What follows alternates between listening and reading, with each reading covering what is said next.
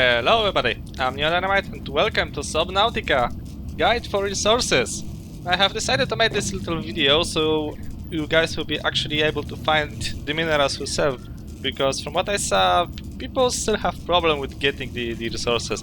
I'll try to put little shortcuts in the screen right now so you'll be able to find minerals that will probably interest you. We can probably start from the very beginning. This is the creative mode, so I won't have to worry about food and water, but searching for resources along in creative mode and the survival mode are the same. This just doesn't matter. I only think that I am lacking from the survival mode is that I don't have to worry about food and water. Okay, so first things first, what you want to gather first is titanium. Titanium comes from two sources. First source are the metal scraps, those things. You can pick them up, you then have them in the inventory, those are those things. And you can also try to get titanium from chunks like this, from limestone. Also, the limestone can give you bronze as well. This one dropped titanium. So you swim to this little chunk of mineral, you press the left mouse button, and sooner or later you should acquire some kind of mineral. It would be or copper or titanium. I'm just hoping that I'll find some more of those, but I don't see any. Well, they basically are on the next to the rocks, to the cliffs, so you just have to swim around and look for it. It's not that hard to find. I just have a problem. Ah, here we go. Here's one. And some copper. So copper and titanium come from those limestones. Those are used to craft the basic equipment. But expect of that you'll also need one more thing. The thing is called quartz. The quartz is probably the most needed resources in the beginning of the game and also later, because quartz is used to make batteries and power cells. Stop doing that. Jesus. Now quartz is out of those white crystals. The quartz is found basically everywhere. No matter where you go, you find quartz sooner or later. The best time to look for quartz is probably night, because during night time the quartz is bright. It's brighter than the rest of the surface, so it's actually easy to find quartz. However, keep in mind that the developers made the creatures act differently during day and during night. For example, the Stalker that's in the kelp forest over there, he's more hostile during night. So if you plan to go there during night, keep in mind that the Stalker will actually be more hostile than normally. Now, as you can see, the quartz is everywhere. Quartz is like, it's easy to find, but also you need it in great amounts. So if you see a quartz, collect it. Now crash powder is a bit more tricky, because you don't harvest it normally like you do with the quartz or the titanium or copper. To get the crash powder, you have to go to a cave like this one. It's near the life raft. Now you get near it and you see those kind of plants things next to the wall. Those are the things that you are looking for. Now you need to look out, because those things will actually try to attack you. If you get close enough, the thing will do this little noise, and then it should, it will attack you. Now, the point with this is that he will always explode, no matter what you do, after a short delay of time. But you won't be basically able to outrun him. He will swim faster than you do. So a good idea is to or try to trick him, or get a sea glide. The sea glide is obtainable later in the game. I'll probably try to show you. Oh, I cannot escape from this one. Ouch! It hurts. Now, when this little fish goes out of that place, out of this plant, and you get near it, the crash powder will be inside. Well, it's nighttime, but normally the crash powder is like a yellow powder inside of this thing.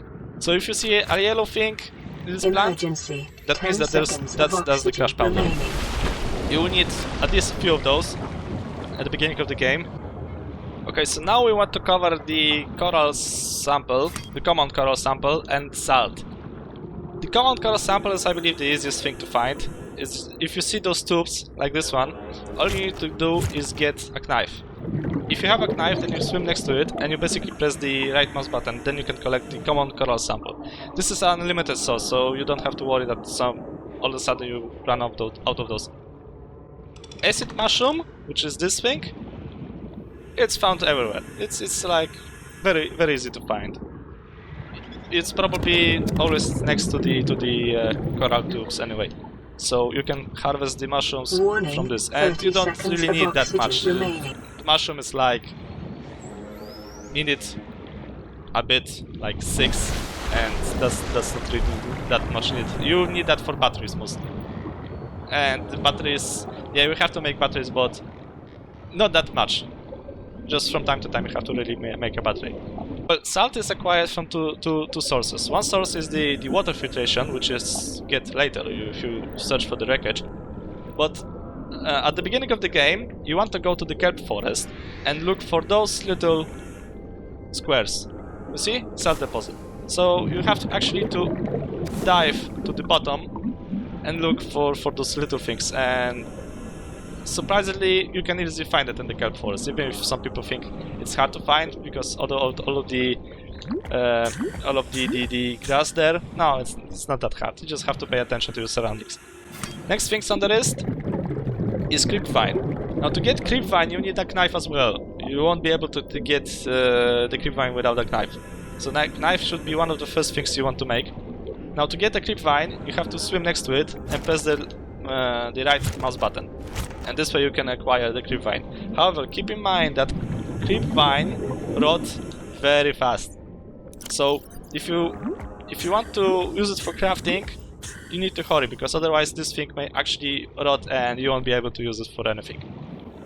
Second thing, in the kelp forest, expect for the stalkers, is also the yellow things, as you can see. To get those, you don't need a knife, you just need to swim to them. And it's the creepvine seed cluster. You just collect this by left clicking. And those things use it to make lubricants. So you probably need a few of those, but not too many. Lubricant is used for making the vehicles and some of the equipment, I believe. Warning, 30 seconds of oxygen. Now, let's say that you have that you are in the middle of the game and you need to acquire Stalker Tooth. Now, Stalker Tooth, this is kinda tricky also thing to get, because the Stalkers, yeah, they play with the metal. As you can see, the Stalker just picked up the metal scrap. That's why I told you at the beginning that it's not wise to destroy all the metal scraps. It's a good idea to keep like maybe 3 or 2, or at least 1. Just keep at least 1 metal salvage if you want to acquire the teeth. Drop the metal salvage somewhere near the Stalkers, and sooner or later the Stalker would actually try to play with it. Now, most of people have problems with acquiring the silver. Silver is actually quite easy to find. You just need to know where to look. If you get from your life raft, which is there, look around the sea and look for this tunnel. If you go to this tunnel, swim through it to the other side. You can also collect the limestones that are on the walls. You can find here titanium and copper, but that is not important for this part. You swim through it. You should probably exit this on the other side. Look out for the stalkers, and you keep swimming. You keep swimming to those mountains over there, to those cliffs. And as soon as you get to the cliffs, you should get near a thing that I like to call a geyser. I'm not sure this is actually a geyser, but this is some kind of a volcano. Those of you that follow my Let's Play of Subnautica know that I have my base over here normally.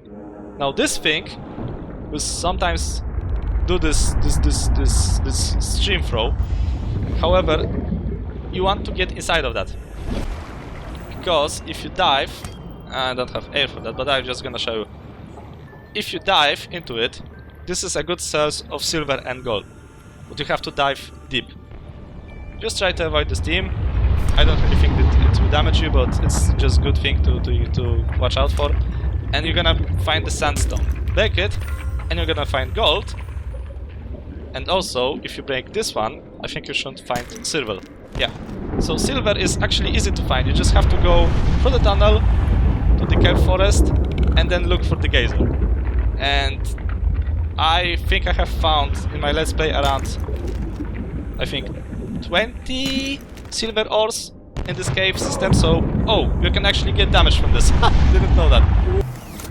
And for the last part that I have to show you is the thing that you probably need the most. As soon as the aurora explodes, the entire area around it goes contaminated. It's radioactive, so you are unable to actually venture forward because your HP will go to 0 if you try to. Now to get to the aurora and like scout more of the place, you need something that's called a radioactive suit, which is this thing. Now to get this you need silicon rubber and you need lead. We know that silicon rubber is acquired from quartz, so you need 4 quartz to get that, and you get the silicon rubber. But the problem is with the lead. Some people actually try to dive and look for lead, but lead in this game is not found, it's produced. You have to produce lead yourself, and to get lead you need 3 copper ores and 1 silver ore. That's why the geyser that I showed you before, it's helpful, because there's a lot of silver ore inside. So you made 2 leads, those 2 ball things, and next to that, later you can create the radiation suit.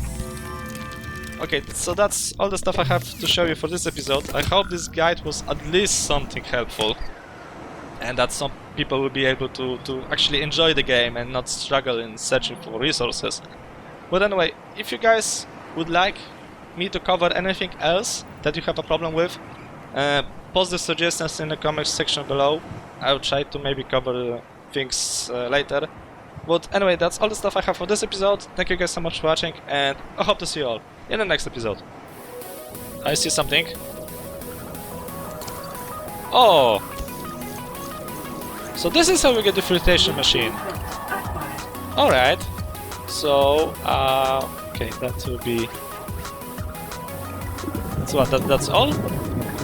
Nothing else?